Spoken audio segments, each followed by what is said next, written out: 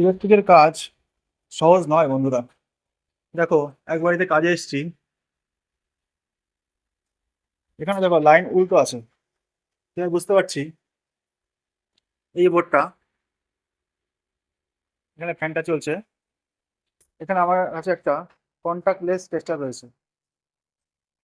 Switch দেখো, ওই ফ্যানটা বন্ধ করে দিলাম, ওই ফ্যানটা, সব সুইচ কিন্তু বন্ধ, দেখেছো?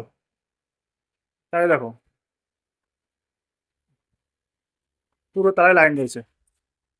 এবার বলবে যে যারা ভালো ইলেকট্রিশিয়ান বুঝতে পারছে, এটা খুলে লাইন যাওয়ার কথা, চলে যাবে।